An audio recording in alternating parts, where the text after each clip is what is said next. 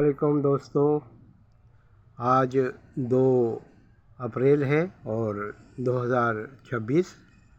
आज हैदराबाद में और कराची से भी यही इत्तलात, बल्कि पूरे सिंध से यही इत्तलात कि बारिश हो रही है, रिमझिम हो रही है, कहीं तेज़ कहीं हल्की।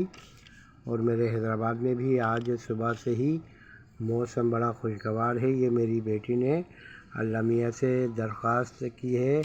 ये दरख्वास्त बचपन में हर एक करता है, अल्लाह मियाँ बारिश दे, 100 बरस की नानी दे। तो इसे 100 बरस की नानी मिलेगी और इंशाअल्लाह बारिश तो हो रही है। हमारे घर का मौसम भी, आसमान भी देखें, इस वक्त बहुत ज़बरदस्त है और हल्की हल्की सी फुहार है, लेकिन मौसम इंतहाई ज़बरदस्त। और पौधे भी खुश हो रहे हैं, इनके भी बाहर आ रही है। अल्लाह रब्बुल इज़्ज़त जैसा मौसम किया है ऐसे सबके नसीब करे और सब पर अपना रहम और करम फरमाए। आमीन सुम्मा आमीन।